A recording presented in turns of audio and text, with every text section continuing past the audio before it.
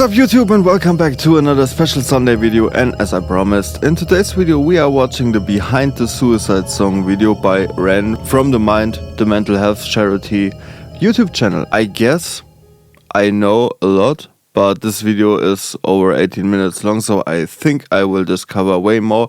But let's talk very quick, because this video is very long, what we know so far. So REN has depression. REN was suicidal, wanted to kill himself. He had a friend called Joe, and Joe was also suicidal. And one day REN knew that Joe wanted to kill himself, I guess through a phone call or something else. And REN, that's funny. Yeah, but no, that's not funny, but REN. Yeah.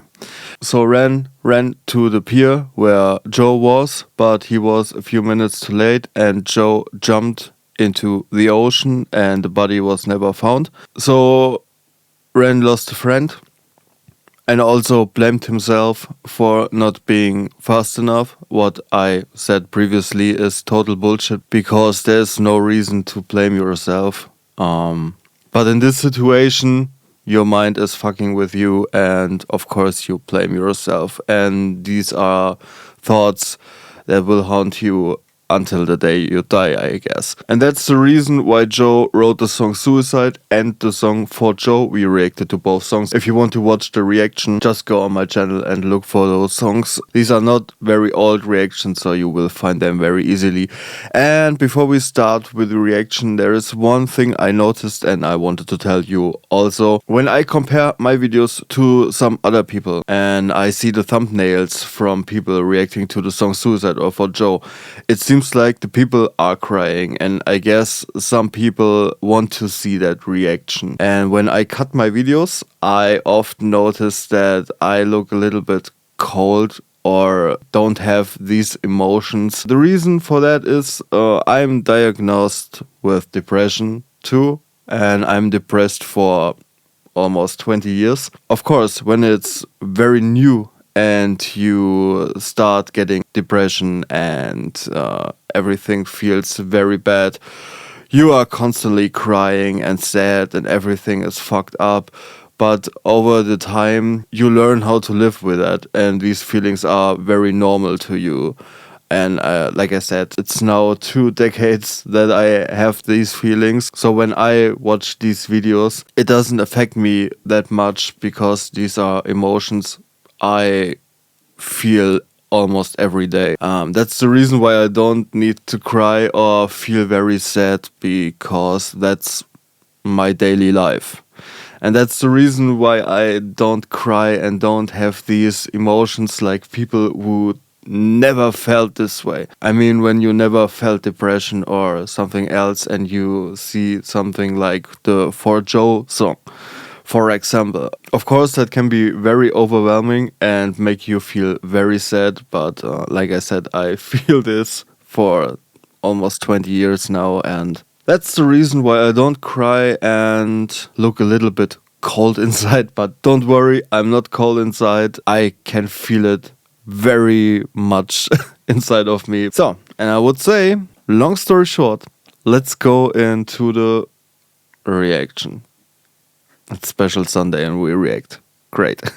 You can, as always, subscribe to this channel and ring the bell to get notifications every time I release something new. And leave a comment down below and give this video a thumbs up if you want. I hope we will discover some more things today. I would say let's go.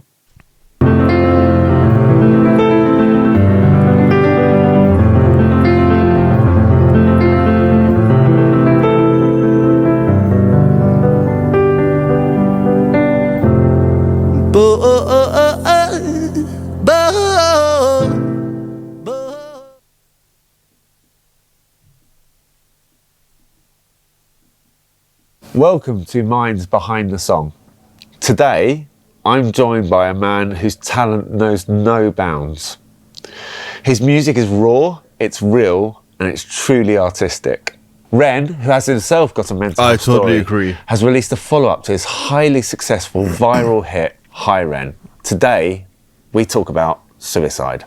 REN, before I begin, just a bit of disclaimer to yourself and the audience.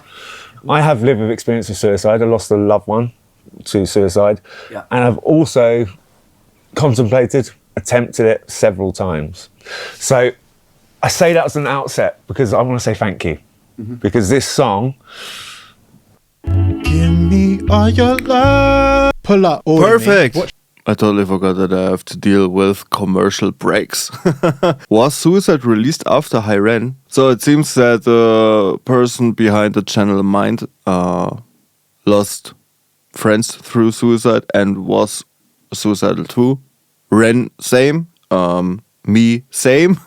So yeah, we are three people with the same problems. Yeah, problems is maybe not the correct word, but yeah.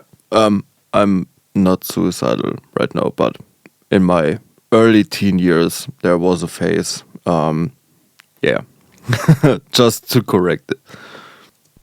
Because I want to say thank you. Because this song helped me. Because it really just shows the true emotion behind what someone is going through as a loved one, and also what someone probably is going through when they've got it. Yeah. And I look at your comments on all the songs, and there's loads of fans that will say that. I just kind of want to know, what does that mean to you? Instead of talking about the actual song, what does it mean to you when you see fans that you're having such a positive impact with? I think like trying to like step away from it and take like more of a bird's eye view. Like with my music, I've always tried to almost create a space of being a voice for the voiceless, you know, because you don't hear a lot of stuff in music particularly that will deal with things like chronic health problems, suicide, severe depression, whatever. And it's really important for me to create something that's a companion for people going through those things. And it's a bit of a, when you're sitting down, you're trying to digest the fact that people will say, I was thinking about this and I heard this song and then it stopped me. It's a really big thing to try and digest, and actually I almost detach myself from it because it's quite a weighty thing and it's almost like a responsibility in a way. But I think it's beautiful. I think what my favourite thing about it is this terrible situation that happened and this thing that was a really insidious situation for me, whether it was like Joe dying or whether it was my own mental health declining and my own relationship with it. It's like, if I've been able to alchemize that and turn that into a piece of music that then saves people, it's been transformed into something that's light for someone else, or it's a buoyancy aid for somebody else. So yeah, it means an incredible amount actually, because it justifies my journey with it. Otherwise it's pointless, it's for nothing, and yeah. So tell me, what was the most... That's really crazy, because I 100% agree. Like you maybe know, I make music myself, and that's what I told in interviews before too, that I want to be a voice for those who don't have a voice, for the voiceless, like Ren said. Because when I started to get depression and I was bullied in school and everything seemed so fucked up, there was music that saved my life, especially Slipknot and Marilyn Manson, because Marilyn Manson showed me it's good to be different and be whoever you want to be, and don't give a shit about the other people. And with Slipknot, I was really frustrated and I wanted to hurt others, but I wasn't able to hurt others. I started hurting myself, and this frustration inside of me, I could let go out of myself when I heard Slipknot songs. That's why I personally always say that Slipknot and Marilyn Manson are the two most important bands in my life, because they literally saved me. And that's something I want to make with my music too. I want to reach the people that are thinking that they don't have a voice. To save them sounds a little bit too big. I guess you understand what I mean. I want to make music and I want to talk about topics not many artists talk about, so that people who have also depression or feel suicidal, are getting bullied or whatever, that they can listen to that music and maybe experience the same what I experienced with Slipknot and Manson. And here and there I get comments that my lyrics, and to be honest, I don't think that I wrote the craziest lyrics, but sometimes it happens that people reach to me and say, well, these lyrics are so amazing and they are so important. And that's, on one side, really great thing. Also, And now we can talk about this YouTube channel here I make now. People reached out and said, yeah, it's really great how I look at different things. And people start to open up and tell me about their situations. And that's really great that you created this safe space for those people. But at the same time, it can be very overwhelming. Strangers come to you and tell you about their emotions and feelings when it comes to the music, that it's very important to them because you are just an artist and sometimes you don't know how to react. So if someone writes a comment under my videos here that this person is probably suicidal or lost someone, you never know how to react correctly. And that can be a bit overwhelming. So I understand when Ren says that he wants to make music for the voiceless, but at the same time, when too many people reach out to him and tell him their stories, that it can be very much and that he wants to step a bit away from that. But that doesn't mean you shouldn't tell the artists your story. I mean, on one side, it can be a bit overwhelming, but on the other side, when you get these comments, you know you made something right. When people say your lyrics are great, or people think they can open up with you and tell you their very private and deep stories, that means they trust you, or at least they have the feeling that you feel the same way like they do, and they don't have to be embarrassed about their stories or something like that. And that means, in my opinion, I made something right when people feel so good that they open up and tell me some very private stories, or when people come to me and say those lyrics are so important to me, then I know that I made something right and I should continue doing that. Motivation behind the song Suicide.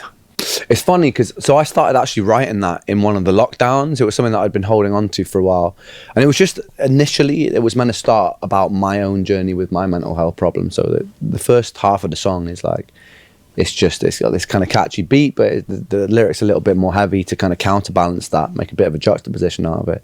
But initially that was the song, and I finished it and I had this song, and then I had a release date. And that's the funny thing. Someone of you told me in the comments, because I thought the first half of the song Suicide was about Joe and the second half was about Ren, and I was completely wrong because the first half was about Ren. So yeah, I knew that, but just because of one of you guys, and I was completely wrong when I reacted to that song. Coming up, it was about 4 weeks before it was about to come out, and I was just like, something about it just feels incomplete. Like I didn't know what it was, but I was just like, and because it was quite short, it was like 2.5 minutes. I was like, all these like longer songs coming out. I was almost like, I wonder if people be disappointed about it. So I sat with Not that really. feeling for a while. And I was like, well, if I'm feeling apprehensive about the release, I'll just change it, right? So I sat down with the piano and I came up with this sort of like melancholy piano thing. I used to like what artists like Kendrick do, when there's a sudden beat switch and it just takes it somewhere really unexpected. So I had this idea. I was like, well, I'm just going to add something to it. And initially, like, it wasn't meant to go the way that it did. It was just going to still be about me. And I had this line like, it's hard to take off from the ground when your wings are cut. Your stomach burns when you drink from an empty cup. I had these two lines. And then it just kind of like, it came out almost unintentionally about Joe, and it turned into something that I hadn't really addressed in almost like a decade of thinking about it, because I thought I dealt with it, I thought that I processed it, I thought, but evidently there was still a bit of an untapped reservoir of stuff there. And as soon as I started talking about it, I think it's because there were things that I hadn't thought about in the perspective of it, and the first second it came around was when I wrote down that line that I locked my youth inside a trunk, inside a pickup truck, then dumped it off the same bridge the night you jumped. And I thought about it, and it was like, it was actually really accurate, that it almost felt like I lost my innocence and my youth when Joe died, because before that, it felt like I was living this impenetrable bubble where you hear about death, but it never penetrates your sphere of existence. So it's like, it's something that happens to people, but it's almost like a myth, right? And then suddenly someone you're talking to every day and has shared all these life experiences with you, and share all these things with, just isn't there anymore. And you're like, damn. And it made me grow up very quickly. also something I experienced myself. I have a friend and I know her for so long, and when I was younger we went almost every weekend to the same club, and I was every weekend at her home and we partied almost every weekend. And almost every weekend, or at least it felt like almost every week, how much I said almost every weekend, but in a short amount of time, so many people in her life died through suicide or normal deaths. It never was something I had to do with, because these were people I never knew. There was a time almost every weekend someone died. That was really crazy. But I did not knew these people, so yeah, it's just something I've heard. And then I talked, like I said, in a reaction video to a friend on the phone, and the next day I got from that friend I partied with every weekend a call, and she said, yeah, well, did you hear that she killed herself yesterday? And I said, how? Because we talked on the phone yesterday. And that's so different when you experience that for yourself. But I must say, when it comes to myself, I lost my youth, I would say, with 14 or 15, because then I started to get really, really hard depression and started hurting myself and did a lot of bad things. And I guess in REN'S life, everything was until that day pretty much normal, I guess. And then when something happens like this, yeah, you need to grow up, because these are feelings you can't go through with a teenager or a childish mind. A death in your family or when a friend dies, I guess that's the point where you grow up really fast, because these are things you need to process and your mind must be, I don't know. I feel like when my grandpa died, that was the point where my youth died and I started to grow up. And there's a line in it, I'm going to butcher the line, you'll probably be able to do it much better, where you talk about the hearse, and a lot of the suicide, and a lot of people who have these things don't have that opportunity to say, go to a gravestone, and say goodbye. Same for me. So I go to a bench in a park. Yeah. Is this song for you your kind of gravestone in a way, in the sense of like you can listen to it and remember about Joe? Well, I like to do things in tribute, whether it's my gravestone, I'm not sure, but it's definitely true what you say, because like last year my nan passed, but we knew it was happening. We had a lot of time to like talk to her, and it was beautiful. And she passed, we'd had that time to like process it together. Whereas when Joe died, no one expected it, so there wasn't ever a point of like, oh, this is happening. Yeah. Goodbye. It was just like, yeah, gone. Yeah, whether or not it's gravestone, I'm not sure. Yeah, so basically throughout the song, in that song, throughout all your music, in the High Ren, it's your transition to spoken word at the end. And the spoken word is so powerful. In High Ren, it was so lovely what you said. And then in Suicide, the raw emotion in your voice when you do the spoken word part of Suicide it gets to a lot of people, and it's beautiful. Is this something you wanted to do throughout your songs, that you just want to kind of sing the song and then kind of bring the spoken word bit in to kind of give it more context? Yeah, sometimes it's not really like an intentional thing, it's just what feels right at the time, and for that it did feel right at the time. I don't know why, and I think it was also, when I was recording that last section, it's like I'd write 2 lines, I'd record them, and usually I memorize the piece, then I record it in the vocal booth. I wasn't doing this. I'd write 2 lines, record it, come back, write 2 lines, record it. And all of that was the first pass, and that's why I was crying, because it was so fresh for me. And I thought, I'm crying there, that sounds a bit imperfect. Or the timing sounded a little bit imperfect at times, and I was like, that's great. Yeah. Just leave it like that. Like, it's got to be that raw, because what it's talking about is imperfect and messy. So like, why am I trying to like perfect this? So I just left it what it was, and I left it with me bawling my eyes out on it. And I actually think it's better that way. It was more true to what it was talking about. That's a true artist. What should I say? I mentioned in was it the Suicide video? I guess. That I'm a little bit afraid of AI when it comes to art, because you can see it right now on social media. Every AI created video looks the same, and it's ridiculous, and I hate it. And here you have a really true artist, and I really appreciate what he said. You have people like Ren who do things that are unusual, and you make music and you use your whole creativity. You make things and where people probably would say you can't do that, and you do it, and it works perfectly, and you make something no one did before. And then sometimes it's imperfect, but it sounds perfect. And then you leave it. And that's true art. It's beautiful and genuine. So, so I think the process of writing the songs, was it a positive experience as a general for you to write this song? You touched on it previously, but in terms of addressing the situation, addressing suicide, and because obviously, yeah, I think it's always positive. No matter whether it's a song that's like heavy like this one or lighthearted, I think it's always I always feel a little bit lighter after it. It was because of alchemy, because of what I was talking about before. But yeah, it was incredibly positive, I think, to have it out there. And I always like to feel like I'm honouring somebody who think deserves to be honoured. Yeah. Yeah. Obviously, within the song, it's very raw and it's kind of very powerful.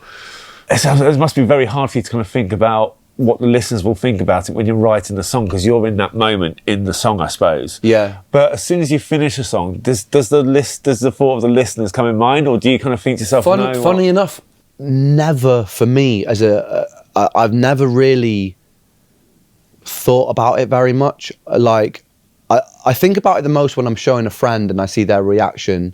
But I feel like for me, when I'm in the process of creating something, the second I'm thinking about the intent of it, I feel like it's almost been spoiled, because I want it to be like a true expression of me, regardless of if it's going to be a catchy hook or if it's someone's going to like or dislike this or that. I feel like for me, like the second I start thinking of its objective, I'm missing the point of it being an expression of like a pure expression of what it is. Yeah. So again, totally agree. When I make music, that should be the same for every artist. You make music for yourself.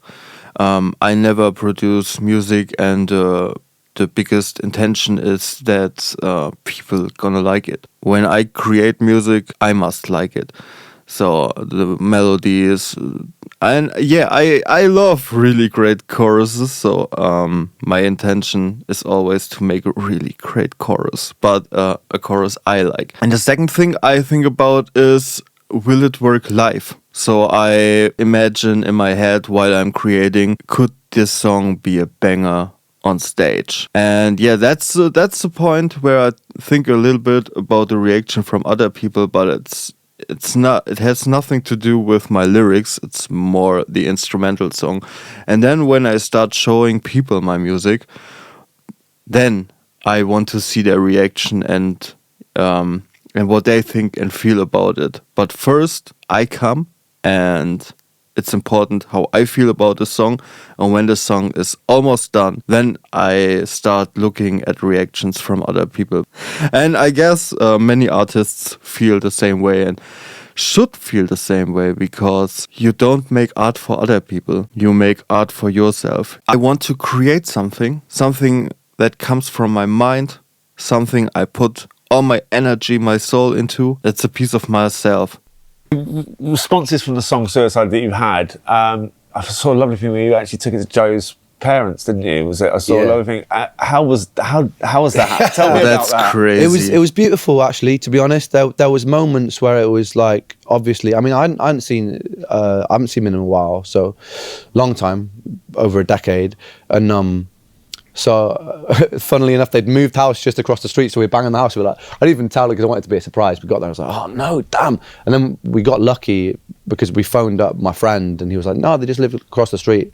We knocked on the door, and she answered, and she was like, yeah, it was a beautiful moment. And we sat down, I played them the live version that I filmed over Calgary that's out now, the live spoken word version. And I sat there with Joe's mum and dad, and broke down in tears, all of us. I was crying before they were crying, because the weight of what I was showing them like sunk in very quickly. I was like, I'm showing the mother of this guy something I've written about, very specifically about him, there wasn't no holding back. Oh, that's crazy. I think I would be way too afraid to go that step. I mean, I never wrote about a specific person in my life, a song just about myself or my feelings mostly. But to write a song about a friend who killed himself and go to my friend's parents and show them that song, big respect, man, big respect. He got really huge balls, because I don't think I could that, and I think many people agree with me that this is a step you make when you got really big balls. But on the other side, I mean, that song is really beautiful, and I guess Joe's parents really appreciated that. Yeah, but I can't imagine how you feel, how your heart is racing when you knock on the door and you know what you want to do. That's whoa. Yeah, but it was beautiful, and like she gave me a big hug afterwards, and I let them know that, because I put 50% of all the Freckled Angels albums sold for that couple of months aside to give them. And I said, look, I've got this money. I know that. I was like, please don't see this as sympathy money. I've been so inspired by your son to write this and to write songs before, and I almost feel like you own this money, it's not mine. She was really over the moon with that, because she was been saving for this camper van and she was like, I'll be able to buy it now. So I was like, wait, and it made me so happy to feel like I was giving back something really positive in that situation. Yeah. That's crazy. How do you feel each time you sing the song? Obviously, if you don't want to talk about this, maybe talk about another one of your songs in the sense of maybe going into higher end, because we've talked about this. But does different parts of it get different meanings from each time you sing it, depending on what your mood is? So if you're in a happier mood, when you're singing the song, it actually it's coming out differently. Potentially, yeah. Sometimes I always try and do something a little bit different every time when I'm playing the things live. Unfortunately, I haven't really had the position, I'm not in the position to have been trying it out on the road a lot, because I'm in Calgary treating my health problems. So I haven't actually played it a huge amount of times after the video was finished, to be honest. So I don't really know the answer fully to that yet. But yeah, definitely what I try and do is embody the headspace that I was in when I writ it all the time performance, because then I think you can be more true to the performance. It can be pretty taxing sometimes when it's such a heavy topic, because then if you've got a set list particularly, then you've got to switch into something. I don't know. Of course. So you've got to think really carefully about, where am I going to put this? It's like acting, right? If you're singing about something so deep, you can't just do it like, yeah. You know what I mean? You got to embody it a little bit. So even if you're feeling great, you've almost got to open a bit of a door to that, and then you've got to close the door to that. So it becomes something, it's a skill you try and train up with time, I suppose. Well, about the money thing and Joe's parents, I mean, from watching all of those REN songs we discovered so far, you see that he has a big heart, and the heart is on the right place. But yeah, that's where the money is really crazy, and that shows that it's not for him about, or not all about the money. It's more about making people feel better and express himself and put his emotions and feelings somewhere, which in this case is his music, and that his art is way more important than money. And same.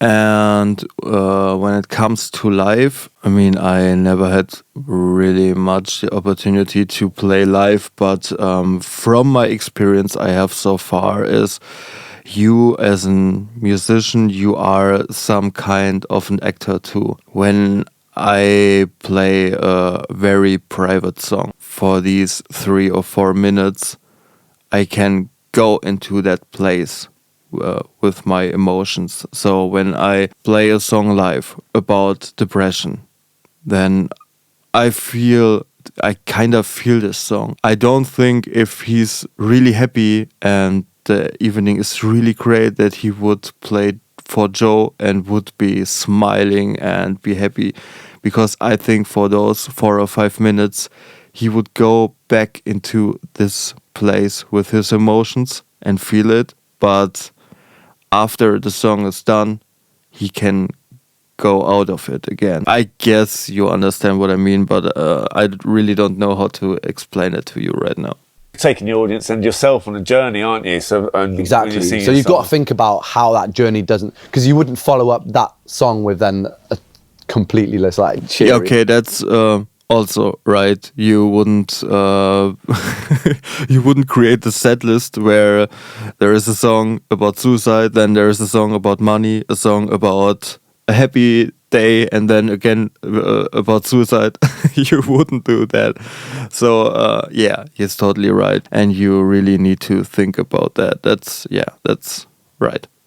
Songs, it just wouldn't, unless there's some. I mean, it could work, So but I'm it not would going be to talk about really Ren's weird. music anymore. I'm going to talk about someone else's music, and I want to know, what song did you connect with? So, like people were connecting with your songs, what song did you connect with that actually had that kind of impact?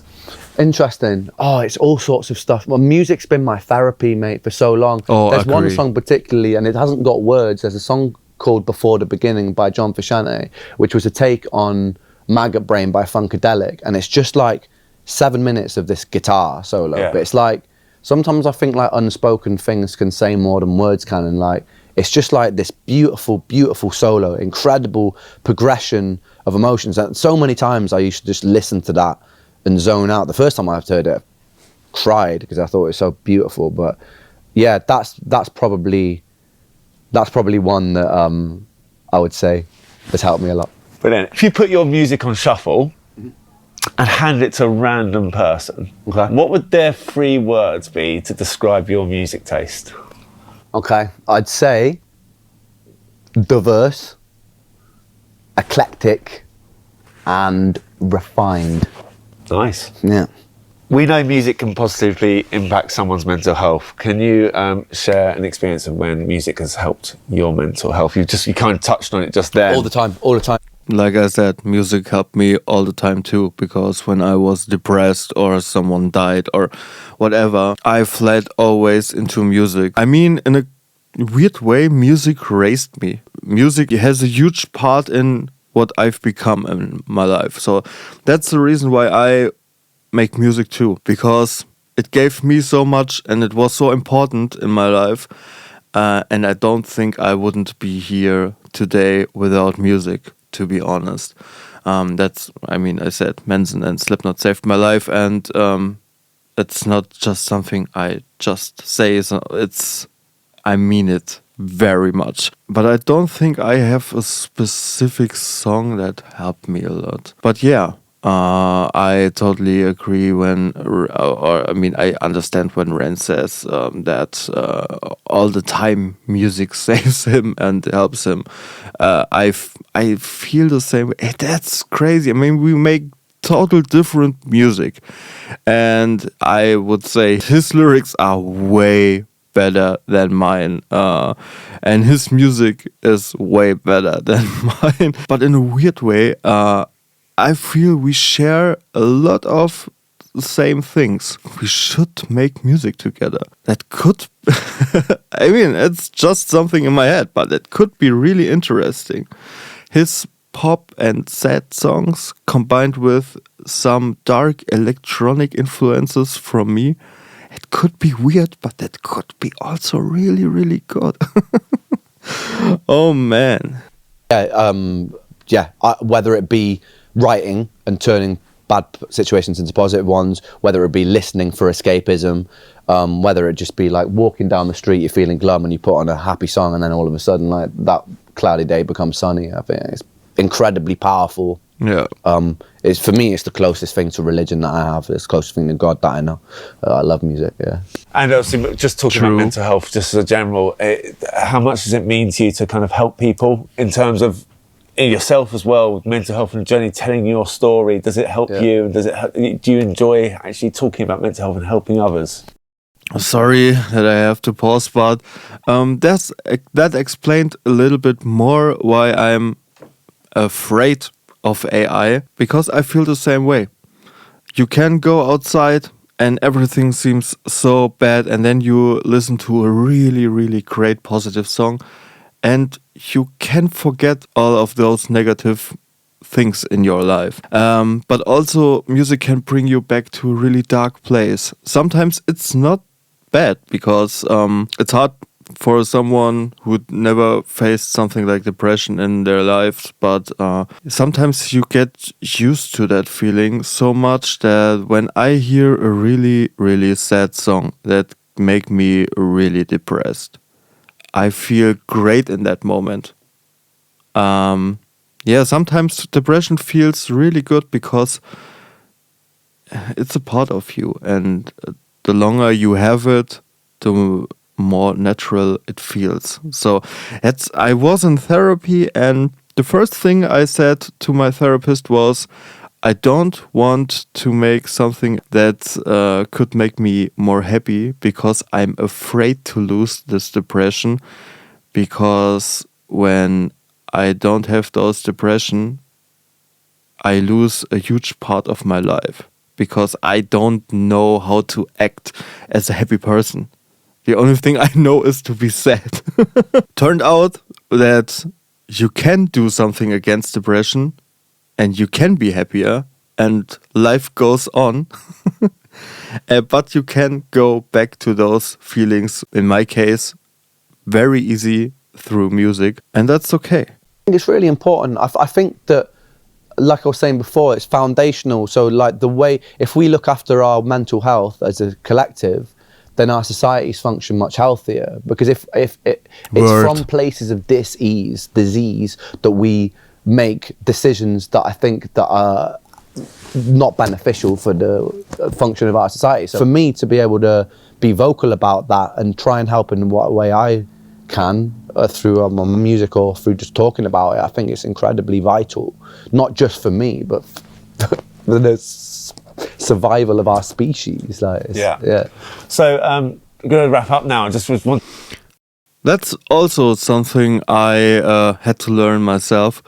Well, when I was in my 20s, I experienced a little bit with illegal drugs, and some chemical ones make you lose that you're embarrassed, and make you talk more and open up, because you feel very much connected to those people who did the same stuff you did, and you are not afraid to open up. And I'm not telling you that because I think you should do the same. I don't think you should do the same. It's just my own experience. But I was, like I said, around 14 years old, I started getting depression and hurting myself, etc. And my mom took me to a therapist for kids, and I went there just once, and then I never came back, because I thought it wouldn't help me, and I thought that's total bullshit. And I never talked to other people and friends also about the things that were going on in my life. And then in my 20s, when I started experimenting with these chemical illegal drugs, that was the first time I opened up about my life and talked to those friends about what I experienced, how I feel, and they started to open up and talked about their lives, and it was kind of like a therapy. And after that, I had anxiety problems and had to go to a therapist, because I wasn't able to leave the house without being afraid, and my heart was racing. And we can talk about that in a separate video if we want to know more about that. But when I went to that therapist, I wasn't embarrassed. And I could open up and tell her all the stories of my life, all the bad and negative, and the things I was as a teenager very afraid and embarrassed to talk about. Then you ask yourself, why was I so embarrassed? And that's because mental health is just a taboo topic. No one wants to talk about it, and everyone makes a big deal of it and keep it for yourself. And then you start to feel embarrassed and you don't open up. And what happens next is these feelings are getting bigger and bigger inside of you, and someday you explode. And then bad things happen. I mean, you hurt yourself, you kill yourself, you do bad things to other people. And it would be so much easier if we would open up and wouldn't be embarrassed about our problems, and people would be way more open about it and would learn more about it. So when someone comes to me and says, "Hey, I have this and these problems," it's so much easier when I can say, "Oh, yeah, I really know what you're talking about, and let me help you if I can help you." So that would be so good for our society. But yeah, it's 2025, and years ago we thought now we would fly with our cars, and the reality is we are still afraid to talk about our mental health.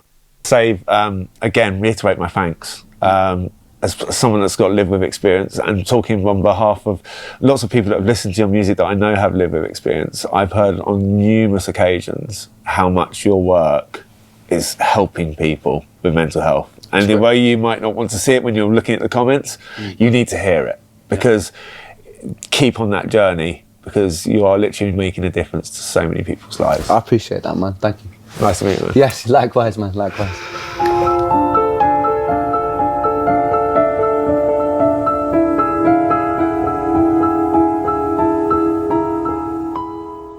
Yeah, that was the behind the song Suicide with Ren from the Mind, the mental health charity channel. They showed now the For Joe video clip and we reacted to it, so I don't need to show it to you again. If you want to see my reaction, just check out my channel. Yeah, so there was nothing really new about the song from what I've knew so far. The only thing that was new for me was that he went to Joe's parents and showed them the song and gave them a bit of the money he made with this song and its record. Wow, that's really crazy. And mostly this conversation was more about art and the listeners. And I guess you got more of this video than I, because you got to learn way more about me than in some other reaction videos. So yeah, I opened up a bit, but it's okay. Yeah, maybe you feel the same way or you experienced same things. And maybe those things I told you about my experience can help you get through your experience. And that's always great. Because we should always look at each other and not just look at ourselves, because that would make the world also better. But many people look at themselves and forget that there are other people in this world, and yeah, we should try to make it better. And that's it for today's video, and this video is super long. I hope you enjoyed it, and I would say until next time, peace.